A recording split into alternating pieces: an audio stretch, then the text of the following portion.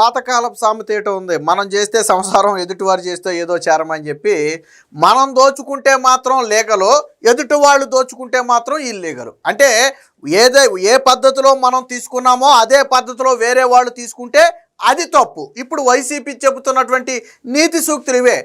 గత 2 రోజుల నుంచి బొత్స సత్యనారాయణ పాపం గీతం యూనివర్సిటీకి భూములు క్రమబద్ధీకరణ చేయటం మీద పాపం విపరీతమైన ఆందోళన వ్యక్తం చేస్తున్నాడు. అసలు ఈయనకి ఎందుకు అంత ఆందోళన అని మనం ఒకసారి ఆలోచిస్తే, అంటే ఎందుకు మనం ఇప్పుడు బొత్స గురించే మాట్లాడుకున్నామంటే, ఈయన మాత్రం ఎకరం కోటి రూపాయలు విలువ చేసే భూమిని, ₹1,00,000కు 30 కోట్లు చేసే భూమిని 30 లక్షలకు విజయనగరంలో కొట్టేశాడు. విజయనగరం గ్రోత్ సెంటర్లో, పబ్లిక్ గ్రోత్ సెంటర్లో ఈయన కుటుంబ సభ్యులు కొట్టేశారు. నాడు జగన్మోహన్ రెడ్డి సీఎంగా ఉన్నాడు 2023 సమయంలో మనం మాట్లాడుకునేది. సో అది. కానీ ఇప్పుడు గీతం యూనివర్సిటీ విషయానికి వస్తే, ఇది ఏళ్ల తరబడి గీతం యూనివర్సిటీ ఆధ్వర్యంలోనే ఉన్న భూమి. వాస్తవానికి ఇప్పటి వరకు గీతం యూనివర్సిటీ కనీసం దానికి కంచి కూడా వేయాల. ఎందుకంటే అది ప్రభుత్వం వాళ్ళకి ఇవ్వలేదు కాబట్టి వాళ్ళు కంచి కూడా వేయాల. కాకపోతే అవసరాలకు వాడుకుంటున్నారు. జగన్మోహన్ రెడ్డి వచ్చిన తర్వాత ఏం చేశాడు, మొత్తం యంత్రాంగం మొత్తాన్ని 100 మంది పోలీసుల్ని, రెవెన్యూ యంత్రాంగాల్ని, జేసీబీలని, బుల్డోజర్లను తీసుకెళ్ళిపోయి అది మొత్తం కూడా స్వాధీనం చేసుకున్నాడు. వాస్తవానికి అది గీతం యూనివర్సిటీకి ఆనుకుని ఉన్నటువంటి భూమి. ఆ భూమిని పైగా మార్కెట్ రేటు చెల్లించడానికి వాళ్ళు సిద్ధం. ఇప్పుడు మార్కెట్ రేటు ప్రకారం మీరు కొనుక్కుంటే ఏంటి, నేను కొనుక్కుంటే ఏంటి, గీతం యూనివర్సిటీ కొనుక్కుంటే ఏంటి? మార్కెట్ రేటుకి కాకుండా బొత్స సత్యనారాయణ లాగా దోచిపెడితే తప్పు. బొత్స సత్యనారాయణకి ₹1,00,00,000 విలువ చేసే భూమిని ఎకరం ₹1,00,000కి దోచిపెట్టారు. 30 ఎకరాలు పబ్లిక్ గ్రోత్ సెంటర్లో దోచిపెట్టారు. కానీ ఇక్కడ అలా కాదు. అప్పుడు మార్కెట్ రేటు ఎంత ఉందో అంత మార్కెట్ రేటు చెల్లించడానికి వాళ్ళు సిద్ధంగా ఉన్నారు. గీతం యూనివర్సిటీ అంటే ఎంత ప్రతిష్టాత్మకమైనటువంటి యూనివర్సిటీ, ఎన్ని లక్షల మందికి విద్యా బుద్ధులు నేర్పింది, ఎన్ని వేల మందిని ఈరోజు ఉన్నత ఉద్యోగాల్లో తీర్చిదిద్దింది. అలాంటి ఆ ఇన్స్టిట్యూట్ అంటే రన్నింగ్లో ఉండి ప్రపంచవ్యాప్తంగానే పేరొందినటువంటి గీతం యూనివర్సిటీకి భూమి ఇవ్వటం తప్పు. కానీ గ్రోత్ సెంటర్లో నేను ఎథనాల్ తయారీ యూనిట్ పెడతానని చెప్పి భూములు తీసేసుకుని నేటి వరకు కనీసం శంకుస్థాపన కూడా చేయని బొత్స తీసుకుంటే మాత్రం కరెక్టు. అంటే బొత్సాకి దోచిపెట్టింది ఎవడు మాట్లాడరా? ఎందు గురించి మాట్లాడరు? గీతం యూనివర్సిటీ లీగల్గా మార్కెట్ రేటు ఎంత ఉంటే అంతా చెల్లించి తీసుకుంటామని చెప్పారు. కాకపోతే ప్రభుత్వం భూమి ఇవ్వాలంతే. వాళ్ళకి మార్కెట్ రేటు చెల్లించడానికి వాళ్ళు సిద్ధం. మరి దీనికి ఎందుకు రాద్ధాంతం? ఎందుకనంటే నారా లోకేష్కి తోడలుడు కావటమే వీళ్ళకి వచ్చినటువంటి ప్రాబ్లం. ఒక విషయం గుర్తుపెట్టుకోండి, ఈ గీతం యూనివర్సిటీకి ఆ 54 ఎకరాల భూమిని కేటాయించాలని 2014-19 చంద్రబాబు గారు ముఖ్యమంత్రిగా ఉన్నప్పుడే వీళ్ళ తండ్రి మూర్తి గారు హయాంలోనే అడగటం జరిగింది. కానీ చంద్రబాబు గారు ఆ రోజు కేటాయించాల. నిజంగా కుటుంబ సభ్యులకు కేటాయించాలి అనుకుంటే ఆ రోజే అయిపోయిన, అసలు ఈరోజు ఈ ఇష్యూయే లేదు, ఆ రోజే క్లోజ్ ఆ చాప్టర్ అనేది. కానీ చంద్రబాబు గారు అంత త్వరగా కేటాయించాల. కానీ ఈరోజు నిబంధనల ప్రకారం ఉన్నత విద్యా సంస్థలకు ప్రభుత్వం భూమి కేటాయించవచ్చు. కొన్ని సంస్థలకు తక్కువ కేటాయించవచ్చు, కొన్ని సంస్థలకు ఉచితంగా ఇవ్వచ్చు, కొన్ని సంస్థలకు యాజ్ పర్ మార్కెట్ రేటు ప్రకారం ఇవ్వచ్చు. ఇక్కడ వీళ్ళేమి ఉచితంగా ఇమ్మనలా, తక్కువకి ఇమ్మనలా, మార్కెట్ రేటు ప్రకారం ఇమ్మన్నారు. అదే వేరే యూనివర్సిటీకి ఇచ్చుంటే వైసీపీ మాట్లాడేది కాదు. కానీ గీతం యూనివర్సిటీకి ఇచ్చేటప్పటికి అది తోడలుడు కాబట్టి, బాలకృష్ణ అల్లుడు కాబట్టి, నారా లోకేష్కి తోడలుడు కాబట్టి వీళ్ళకే నొప్పిగా ఉంది. మరి బొత్స సత్యనారాయణ దోచుకున్న భూముల గురించి ఎవడు మాట్లాడతాడు? బొత్స సత్యనారాయణ కొడుకుతో పాటు కుటుంబ సభ్యులు కలిసి దాదాపుగా విజయనగరం బొబ్బులి గ్రోత్ సెంటర్లో 30 ఎకరాలు తీసుకున్నారు. ఇప్పుడు బహిరంగ మార్కెట్లో ఎకరం రేటు ₹1,00,00,000 ఉంది. ఆ రోజు ఏపీఐఐసికి వీళ్ళు దరఖాస్తు చేసుకుంటే ఏపీఐఐసి బొత్స సత్యనారాయణ 30 కోట్లు కట్టమంది. 30 ఎకరాలకు 30 కోట్లు కట్టమంటే మేము అంత కట్టలేమని చెప్పి జగన్మోహన్ రెడ్డి ద్వారా చెప్పిస్తే ఎకరం 10 లక్షలకు ఫైనల్ చేశారు. కోటిని 10 లక్షలు చేశారు. అంటే 30 ఎకరాలకు 3 కోట్లు కట్టాలి. కానీ వీళ్ళు కట్టింది ఎంతో తెలుసా? 30 లక్షలే. ఆ 2,70,00,000 ఇంకా కట్టలా. వాళ్ళు 30 లక్షలు కట్టి ఆ 30 ఎకరాలు ఇప్పుడు వాళ్ళ చేతిలో పెట్టుకుని కనీసం శంకుస్థాపన చేయాలి. అక్కడ రోజుకి 200 కిలోలీటర్ల ఇథనాల్ తయారు చేస్తాము, దాదాపుగా 235 కోట్ల రూపాయల పెట్టుబడి పెడతాము, 200 నుంచి 300 మందికి ఉపాధి కల్పిస్తామని వాళ్ళు హామీ ఇచ్చారు ఆ రోజు ఏపీఐఐసికి. ఈ రోజు వరకు శంకుస్థాపన కూడా చేయాల. సరే, చేయకపోవడం సంగతి పక్కన పెట్టి ₹1,00,00,000 విలువైన భూములు ₹1,00,000 ఎలా కొట్టేహారయ్యా? నేను ఎత్తా 10 లక్షలు నాకు ఇవ్వండి, 10 ఎకరాల భూమి, ఆ 30 ఎకరాల్లో 10 ఎకరాలు నాకు ఇవ్వండి. నేను ఎత్తా ₹1,00,000 ఏంటి, దానికి ఇంకో లక్ష వేసి ఎకరానికి 2 లక్షలు ఇస్తా, నాకు ఇవ్వండి 10 ఎకరాల భూమి. ఇస్తారా? ₹1,00,00,000కి ₹1,00,000కి ఏమైనా సంబంధం ఉందా? దీని గురించి ఎవడో మాట్లాడరు. గీతం యూనివర్సిటీ విషయంలో మాత్రం రాద్ధాంతం. నిన్న బొత్స చేసిన రాద్ధాంతం గురించి ఇప్పుడు ఆయన దాని గురించి మాట్లాడాల్సి వచ్చింది. చూద్దాం ఒకసారి. 30 లక్షలకే 30 ఎకరాలు జగన్ జమానాలో బొత్స కుటుంబానికి అయాచిత లబ్ధి. పెట్టని పరిశ్రమకు గ్రోత్ సెంటర్లో భూములు అడ్డగోలుగా కేటాయించిన వైసీపీ ఇప్పుడు గీతం భూముల క్రమబద్ధీకరణపై యాగి. ప్రతిష్టాత్మకమైన గీతం యూనివర్సిటీకి భూమి ఇవ్వడాన్ని తప్పుపడుతున్న శాసన మండలి విపక్ష నేత బొత్స సత్యనారాయణ తాను మాత్రం ఎంచక్క ప్రభుత్వ భూములను మాత్రం సొంతం చేసుకున్నారు. పెట్టని పరిశ్రమ పేరుతో 30 కోట్ల రూపాయలు విలువైన భూమిని కేవలం 30 లక్షలకే తీసేసుకున్నారు.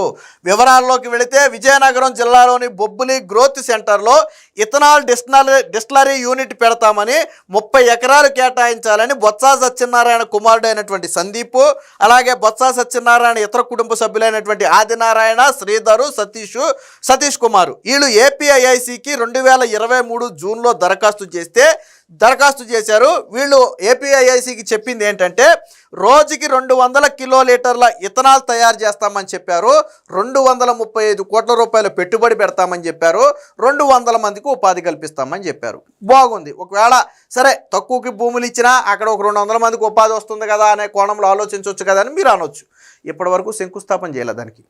దాదాపు 2023 జూన్ అంటే 2.5 ఏళ్ళు గడిచిపోయింది. 2.5 ఏళ్ళు గడిచిపోయింది. ఇప్పటి వరకు కనీసం అక్కడ శంకుస్థాపన కూడా చేయలే. అంటే ఇవి పరిశ్రమలు పెట్టడం కోసం తీసుకున్న భూములు కాదు, కేవలం వాళ్ళ స్వాధీనంలో కొన్ని సంవత్సరాల పాటు ఉంచుకుని ఆ తర్వాత వాటిని బ్యాంకుల్లో పెట్టి తాకట్లు పెట్టేసి లోన్లు తెచ్చేసుకుని వాళ్ళు వాడేసుకుంటారు. ఒకవేళ ప్రభుత్వం తిరిగి స్వాధీనం చేసుకోవాలంటే అవి బ్యాంకు తాకట్లలో ఉంటాయి, అటు స్వాధీనం కూడా చేసుకోలేని పరిస్థితి. సరే చేసుకోవాలంటే అది వేరే విధంగా చేసుకోవచ్చు అనుకుంటే అది వేరే విషయం. మరి ఇక్కడ ఇన్ని మాటలు మాట్లాడిన బొత్స ఆ రోజు నీకు 30 కోట్ల రూపాయలు విలువైన భూమి 30 లక్షలకి ఎలా ఇచ్చారాయా? మరి ఆ రోజు ఎందుకు మాట్లాడలా? ఆ రోజు నువ్వు ప్రభుత్వ ధర ప్రకారం ఎకరానికి 1 కోటి రూపాయలు చెల్లించవచ్చు కదా. ఇప్పుడు గీతం యూనివర్సిటీ ఎకరానికి మార్కెట్ ధర ఎంత ఉంటే అంత చెల్లిస్తామంటుంది. నువ్వు చెల్లించి ఉండొచ్చు కదా ఆ రోజు. నీ దగ్గర డబ్బు లేదా? బొత్స సత్యనారాయణ దగ్గర డబ్బు లేదా? మరి ఎందుకు పోనీ 3 కోట్లు చెల్లించాల్సింది 30 లక్షలు చెల్లించారు. అది కూడా చూపిస్తా చూడండి. సో 235 కోట్లు పెట్టుబడి పెడతామని 200 మందికి ఉపాధి కల్పిస్తామని పేర్కొన్నారు. అక్కడ భూమి విలువ ఎకరం 1 కోటి ఉందని 30 కోట్లు చెల్లించాలని ఏపీఐఐసి సూచించగా తాము అంత చెల్లించలేమని ఎకరం 10 లక్షలకే ఇవ్వాలని కోరారు. నాటి సీఎం జగన్ ఆదేశాలతో వారి అడిగిన ధరకే ఇవ్వడానికి ఏర్పాటు చేశారు. అంటే ఎకరం 10 లక్షల చొప్పున 30 ఎకరాలకు 3 కోట్లు చెల్లించాలి. పోనీ తగ్గించినా 3 కోట్లు చెల్లించాలి. కానీ బొత్స సత్యనారాయణ కుటుంబం మాత్రం కేవలం 30 లక్షలే చెల్లించి భూమిని స్వాధీనం చేసుకుంటే ఆ తిరిగి 2,70,00,000 కూడా తిరిగి వాళ్ళు అడగల. ఎందుకంటే ప్రభుత్వం వాళ్ళది కాబట్టి వాళ్ళు అడగల. అందులో ఇప్పటి వరకు పరిశ్రమ ఏర్పాటు చేయలేదు. అదే సమయంలో లక్షలాది మందికి విద్యా బోధన చేసి వేలాది మందికి వివిధ దేశాల్లో ఉన్నత ఉద్యోగాల్లోకి పంపిన గీతం యూనివర్సిటీ ఎప్పటి నుంచో తమ ఆధీనంలో ఉన్న 54 ఎకరాలను క్రమబద్ధీకరించాలని కోరితే బొత్స తప్పబడుతున్నారు. శాసన మండలిలో నానా యాగి చేస్తున్నారు. వాస్తవానికి ఆ గీతం విషయంలో జరిగింది ఏంటంటే కేవలం నేను చెప్పినట్టుగా లోకేష్కి తోడల్లుడు కావడం, బాలకృష్ణకు అల్లుడు కావటమే ఇక్కడ ప్రధాన సమస్య. వాస్తవానికి గీతం అధ్యక్షులుగా MVVS మూర్తి గారు ఉన్నప్పుడే ఆ భూమిని క్రమబద్ధీకరించాలని అప్పటి టీడీపీ ప్రభుత్వానికి దరఖాస్తు చేసుకుంటే సొంత కుటుంబ సభ్యులకు మేలు చేయాలని చంద్రబాబు భావిస్తే ఆనాడే గీతంకు ఆ భూములు ఇచ్చేవారు. కానీ నిబంధనలు, షరతులు, ప్రభుత్వ అవసరాలు అన్నీ చూసుకుని వాయిదా వేశారు. వైసీపీ అధికారంలోకి వచ్చిన తర్వాత ఆ భూములను రాత్రికి రాత్రి 100 మంది పోలీసులు, రెవెన్యూ సిబ్బందితో ఆ బీచ్ రోడ్డును స్తంభింపజేసి తెల్లారే సదికి స్వాధీనం చేసుకుంది. గీతం యాజమాన్యం ఆ భూమిలో కంచె కూడా వేయలేదు. అనేక విద్యా సంస్థలకు భూములను తక్కువ ధరకి ఇస్తున్నారని దశాబ్ద కాలం నుంచి అడుగుతున్నట్టే తమకు ఇవ్వటం లేదని ఆ యూనివర్సిటీ విస్తరిస్తామని మరెంతో మందికి ఉపయోగపడుతుందని కోరితే ఇప్పుడు మంత్రివర్గం దాన్ని పరిశీలనలో తీసుకుంది. వాస్తవానికి ఇంకా కేటాయింపు కూడా జరగల. అంటే అసలు కనీసం శంకుస్థాపన కూడా చేయని ఒక ఫ్యాక్టరీకి బొత్స సత్యనారాయణకి భూములు కేటాయిస్తే తప్పు. ఆల్రెడీ ఏళ్ల తరబడి ఎంతోమంది విద్యార్థులను ఉన్నత విద్యావంతులుగా తీర్చిదిద్దడంతో పాటు ఇప్పుడు యూనివర్సిటీని మరికొంత ఎక్స్టెండ్ చేయటం వల్ల మరికొంతమంది విద్యార్థులకు మేలు జరుగుతుందని గీతం యూనివర్సిటీ చెబితే దాన్ని తప్పుపడుతున్నారు. ఎందుకు ఇది చెప్పాల్సి వచ్చిందంటే బొత్స సత్యనారాయణ చెప్పే నీతి సూక్తులేంటి, ఆయన చేసిన పనులేంటి. నీకు ఎకరం 1,00,000 రూపాయలకు వస్తే మాత్రం సంతోషం, కానీ ఎదుటి వ్యక్తి మార్కెట్ ధర చెల్లించాలి అన్నా కానీ దానికి ఒప్పుకోరు. అంటే వీళ్ళు దోచుకుంటేనేమో పర్లేదు, ఎదుటి వ్యక్తుల అవసరాలకు తీసుకున్నా కానీ అది తప్పే. పైగా సాక్షిలో గీతం యూనివర్సిటీ మీద విచిత్రమైన కథలు. మరి సాక్షిలో బొత్స గురించి రాయొచ్చు కదా, ఇది ఓపెన్ కదా, సీక్రెట్ కదా. ఇది 30 లక్షలు రికార్డెడ్గా 30 లక్షలు చెల్లించి 30 ఎకరాలు తీసుకున్నాడు బొబ్బిలి గ్రోత్ సెంటర్లో. నువ్వు రాయొచ్చు కదా.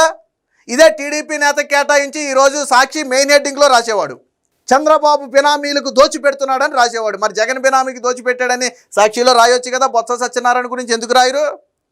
మీ నాయకుడైతే సాక్షిలో రాయరా? గీతం యూనివర్సిటీ గురించే రాస్తారా? ఇది వైసీపీ విధానం. సో గీతం యూనివర్సిటీకి భూ కేటాయింపులు అనేది నిబంధనల ప్రకారమే ఇతర యూనివర్సిటీలకు ఏ విధంగా అయితే భూములు కేటాయిస్తారో ఆ విధంగానే భూముల కేటాయింపు కోసం మంత్రివర్గం చర్చలో పెట్టింది తప్ప ఇందులో ఎటువంటిది లేదు. ఒకవేళ గీతం యూనివర్సిటీ గురించి ఎవరైనా మాట్లాడాలి అనుకుంటే ముందు బొత్స దోచుకున్న దాని గురించి, ఇది శాంపులే, ఇలాంటివి చాలా ఉన్నాయి. బొత్స దోచుకున్నటువంటి గ్రోత్ సెంటర్లో దోచుకున్నటువంటి భూముల గురించి మాట్లాడాలి, అప్పుడు గీతం యూనివర్సిటీ గురించి మాట్లాడే అర్హత ఉంటుంది తప్ప మీరు ఆ అధికారంలో ఉండే అడ్డగోలుగా దోచేసుకుని ఈరోజు నిబంధనల ప్రకారం భూములు కేటాయించడాన్ని తప్పుపడితే ఎవరు కూడా చూస్తూ ఊరుకోరు. అది విద్యార్థుల ఆ ఉపాధి అవకాశాలు కూడా దెబ్బతీసినట్టు అవుతుంది. యూనివర్సిటీని ఎక్స్టెండ్ చేయటం వల్ల లక్షలాది మంది విద్యార్థులకు ఉపయోగం కలుగుతుంది, మరి కొంతమంది విద్యావంతులు అవుతారు, మరి కొంతమంది జీవనోపాధి లభిస్తుంది. ఇవన్నీ మర్చిపోయి రాద్ధాంతం చేస్తుంది కేవలం చంద్రబాబుకి బంధువు అనే ఒక ఉద్దేశమే తప్ప ఇందులో ఎటువంటి అవినీతి కానీ స్కామ్ కానీ ఏమీ లేదనేది స్పష్టంగా అర్థమవుతుంది.